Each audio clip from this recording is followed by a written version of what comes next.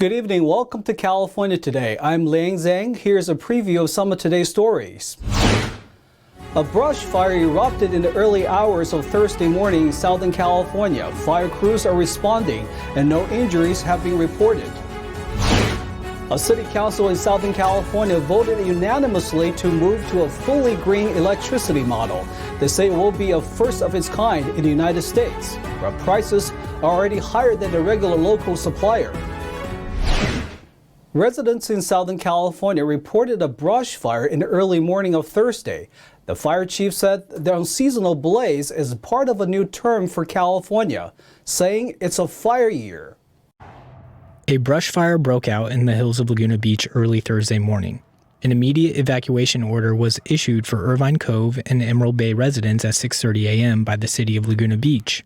An evacuation warning was issued for residents residing in the North Laguna area. No injuries have been reported and no structures have been lost. Fire is not spreading rapidly at this time. We had a robust initial response. We always do. We were quick to call for additional resources.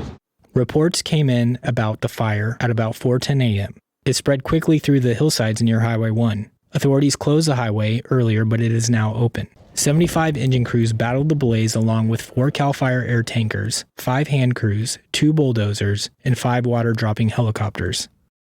We used to talk about fire seasons. We now call them fire years. It's February 10th. The hillsides are green. It's supposed to be winter.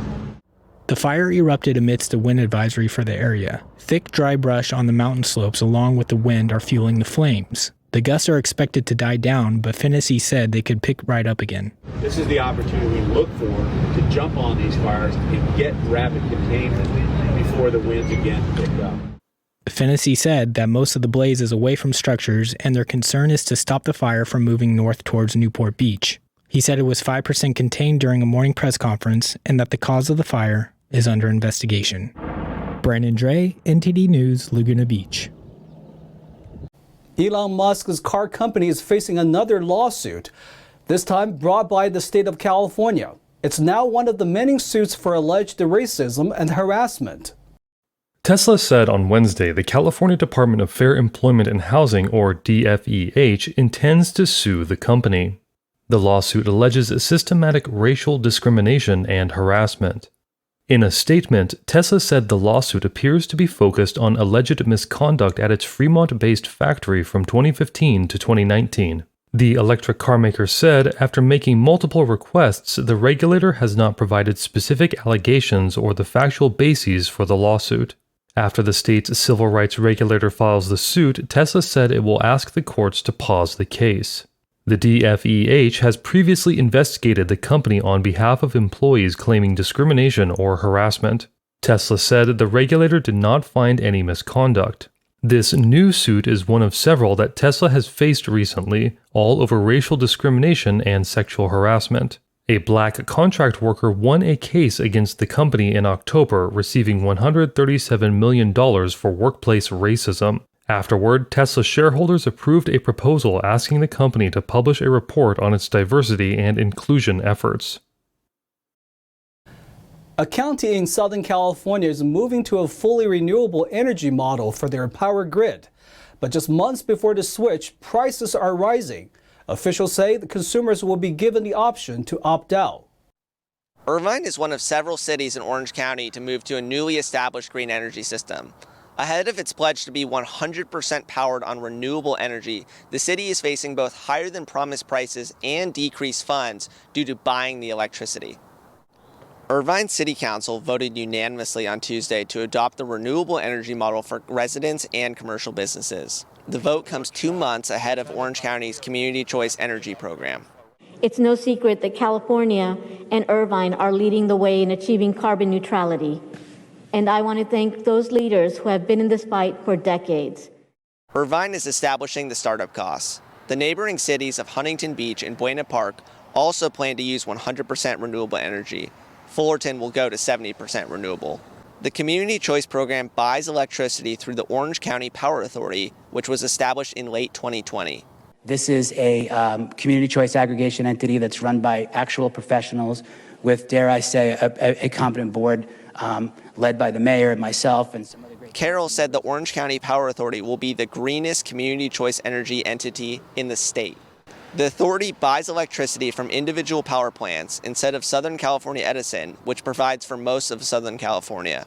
The authority also promised green energy at a lower cost, but its going price is currently 5.6% higher than Edison. The promise, if you'll recall, was that with the Orange County Power Authority, we were going to get cleaner electricity at a cheaper price as compared with SCE. New pricing will be implemented for everyone at first, but both residential and commercial customers will have the ability to opt out and return to Edison. It remains to be seen if there can be delivery on that, certainly not in the short term, but even over the longer term. The Power Authority's Chief Financial Officer, Tiffany Law, said they expect opt-outs from 5% of residential customers and 10% of businesses. This is an extremely risky business, purchasing and reselling electricity. Somebody's got to start asking the question, well, what happens if this enterprise falters or fails? Who's going to be stuck with the bill? How much is that going to be? The Power Authority's service will start in April for commercial businesses, and opt-out mailers will be delivered before and after the switch. Residential customers will be switched over in October.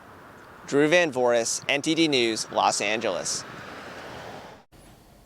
In San Francisco, one man on the street said he is homeless by choice and has lived in the city since June. He reportedly came from Texas and said it's easy to be homeless in San Francisco. We hear more from NTD's David Lamb.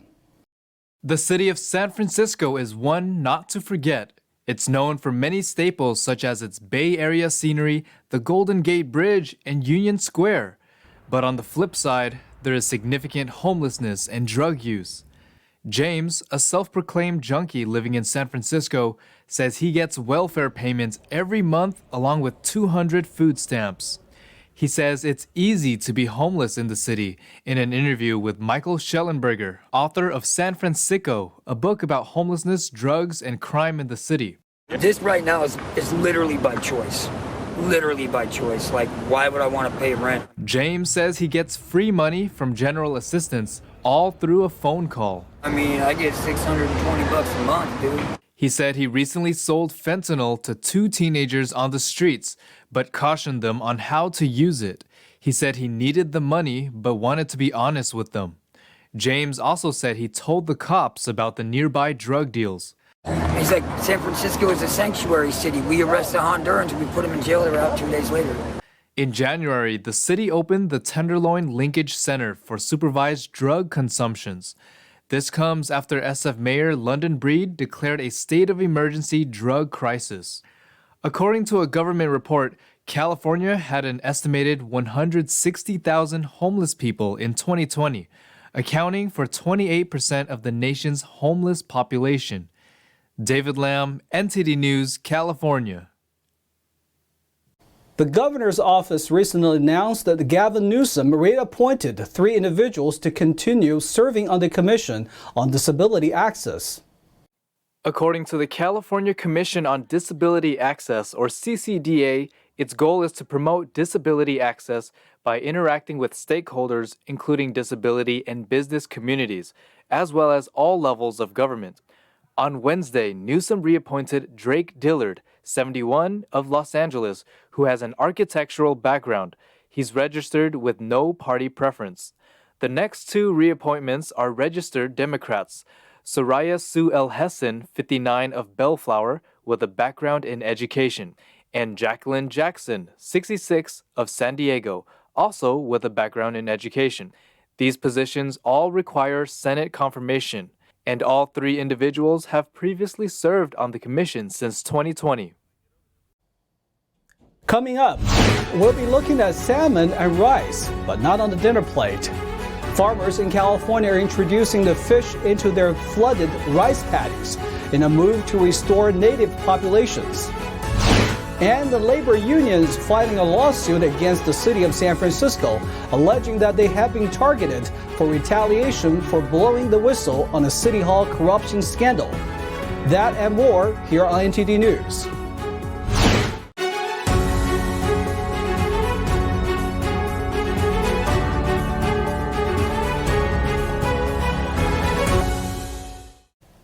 Another jewelry store was a victim of a smash and grab on Tuesday.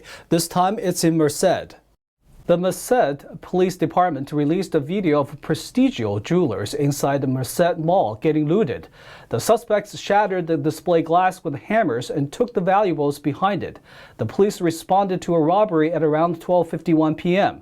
Witnesses say there were about 10 to 15 black male adults and juveniles with masks over their faces, taking the merchandise from the store.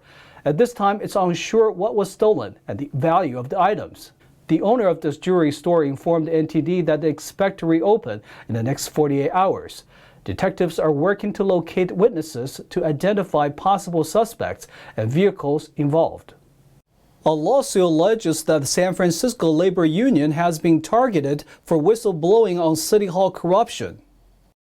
Laborers Union 261 filed a lawsuit on Wednesday alleging that they have been harassed for exposing a corruption scandal involving the city's former director of the Department of Public Works, Mohammed Nuru. At a press conference, an attorney for the union said they are being targeted. And now 261 has taken the brunt of that in the form of retaliation. The lawsuit stated that the city is taking its revenge by denying basic sanitation to the union's city workers. A member of the union said they were not given bathrooms before the pandemic, so when businesses shut down, they had no place to go.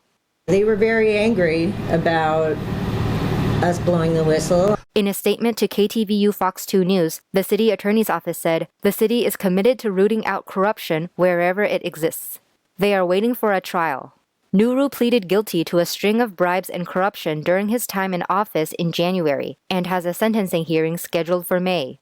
Others, including another high-ranking city official, have pleaded guilty to conspiracy to commit bank fraud and are facing federal charges. No one likes sitting in traffic, but if you want to go fast on certain segments of the US 101 highway, you will need to pay. How much? Let's find out from NTD's Cynthia Kai. Starting February 11th, the US 101 Highway Express Lane running through San Mateo County up to the Santa Clara County line will open. The express lane runs weekdays from 5 a.m. to 8 p.m. One sign on Thursday morning on the way to Mountain View showed $2.60, but the price can be higher or lower depending on how long you stay in the lane. Different sections have different prices, and periods of high traffic will be more expensive. Today's opening really allows us to be able to provide even a more connected network in the Bay Area, because we have current express lanes on 880 and we have 237. We're now coming up 101 with that expressway lanes on 85 and 101. The system uses electronic billing. Drivers who use the express lanes are identified by their license plate numbers and will receive a bill at a later time. Solo drivers can pay with a Fast Track device. Drivers with multiple passengers can get a discount by using a Fast Track Flex device and moving the switch to indicate the number of passengers. With 2 people, drivers will pay half price, and with 3 or more people in the car, it's free. Drivers of clean air vehicles with the appropriate sticker used to be free, but now will be paying half price. The $581 million project is funded through a combination of federal, state, local, and private contributions. So our goal right now is to be able to move to our next phase, which is the 4th phase of putting the express lanes in down at 85 and 101, the southern interchange. So we have 2 interchanges there, so that would be another area. The new express lane will eventually be 22 miles long, running from Palo Alto up to South San Francisco. Construction for the rest of the lane is set to last through mid to late 2022. Cynthia Kai, NTD News, California. All those clean air vehicles and express lanes have led California to a milestone. Unsurprisingly, California's electric vehicle ownership is the highest in the country. California is now the first state with over 1 million registered electric vehicles. Bloomberg reported on Thursday that there are over 660,000 fully electric vehicles and just under 380,000 plug-in hybrids. The report said about 25% of all those cars were purchased in 2021. California has encouraged electric vehicle purchase through rebates. Drivers can also apply for decals that allow them to drive alone in carpool lanes. California's space industry has run into issues with their satellites this week. Some of the SpaceX Starlink satellites will likely fall from orbit, while launch service failed to deliver the company's first commercial payload to orbit. A geomagnetic storm from the sun disabled at least 40 of SpaceX Starlink satellites. The internet-providing satellites will likely drop back to Earth and burn up on re-entry. SpaceX said they were aware of the solar storm but went ahead with deploying the 49 satellites. The sun's burst of radiation hit the satellites on February 4th. Meanwhile, California-based launch service Astra Space's commercial delivery failed to make it to orbit. It was the company's first attempt at orbital delivery. The mission was announced a failure about 14 minutes after launch. The rocket was carrying CubeSats for NASA. Astra Space said they will publicize more information after data review. Farmers are filling their flooded fields with fresh salmon. As fishy as it may sound, the experiment, a decade in making, is aiming to restore endangered fish populations and benefit the farmers. Conservation scientists and rice farmers are working together to reclaim the floodplains of the Sacramento River as a salmon habitat, or perhaps a cohabitat. The wetlands that once existed along the Sacramento River are all but gone, now turned into farms or cities. The long-gone salmon habitats were ideal for the fish to grow up in. Yeah, so if you were to go back in time and just look at this landscape 300, 500 years ago, this would all be a giant floodplain. A lot of that habitat's gone now, but we have 500,000 acres of this stuff, California rice. Now, in an attempt to sidestep water and wildlife regulations, rice farmers are hoping that raising a healthy salmon population will allow them to keep their fields submerged. This month of the year, there's nothing going on here. We can't really work the ground. So it doesn't really help us, but it doesn't hurt us at all either. I think it helps the fish population. So, we feel like if we can help with that, we don't mind doing it. Combining salmon and rice came after the discovery that decomposing rice straw makes for top-tier fish food, which biologists call zoop soup. So if you were to just scoop up the water, you'll see these little bugs swimming around in the water. Those are zooplankton, and they grow naturally off of the rice straw in these habitats. And those zooplankton are like the filet mignon of Chinook salmon. The fish fatten up on zoop soup made of zooplankton, then journey westward under the Golden Gate Bridge and out to sea. My favorite part is definitely tracking the migration. Seeing their data points show up on the receivers after we release them is very exciting to track where they went. After several years in the ocean, they come back to their breeding grounds. It's really important for us to try to do what we can do for salmon in the valley. They are struggling. They historically used this very bypass here that is now ag lands. And results seem good so far. Carson Jeffries, a researcher for the UC Davis Center for Watershed Sciences, said juvenile salmon feeding in the fields grow 2 to 5 times faster than those in rivers. This winter marks the first time that the experiment is being done on a large scale in rice paddies. Conservationists hope to replicate the method on other rice farms for years to come. Now to NTD's Thomas Christian for an update on sports.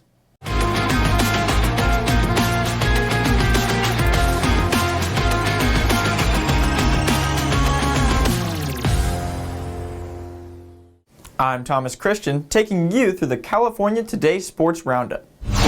A perfect storm of factors is fueling a sky-high prices for Super Bowl tickets as fans clamor to be a part of Sunday's championship game in Los Angeles. The Super Bowl is always a hot ticket, but with the Rams playing in their home stadium, die-hard Bengals fans flying in from Cincinnati, and no attendance restrictions for the first time in 2 years, demand is skyrocketing. The get-in price for a ticket on StubHub dipped just below $4,000 on Wednesday, while the average price of tickets sold on the site was around $6,500, eye-watering amounts that left some fans with sticker shock. The average U.S. salary in 2019 was just shy of $52,000, according to the Federal Reserve economic data, meaning tickets to the game, not to mention transportation, parking, food, and beverages, are largely out of reach for the average American family. California buyers are driving the bulk of the sales, with residents accounting for over 50% of new ticket sales on Tuesday.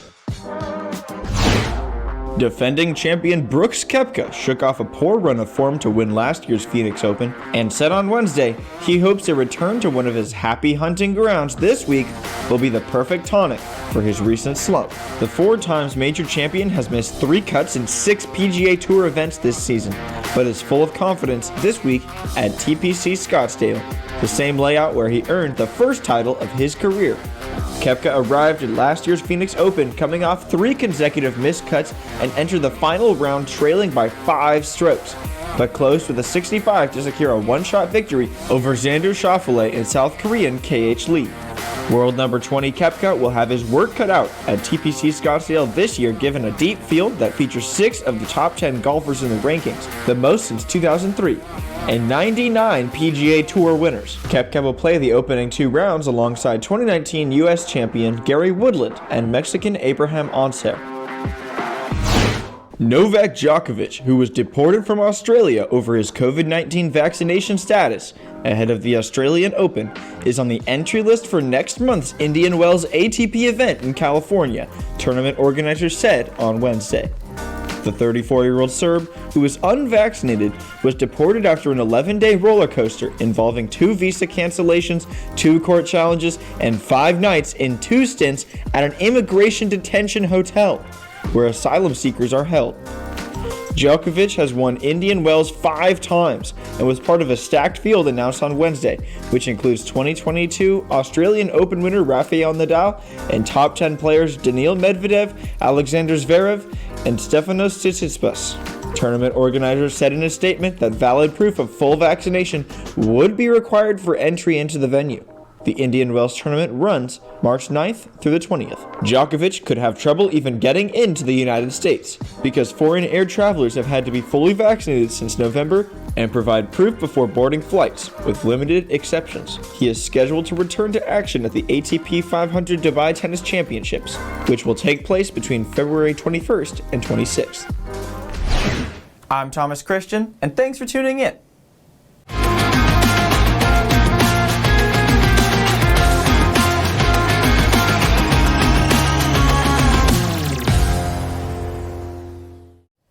And that's all we have in store for you tonight. We'd love to have you back on California Today every weekday at 8:30 p.m. Feel free to let us know if you have any news tips for our show. We're also on Twitter, Facebook, and YouTube. I'm Lang Zhang. We'll see you next time.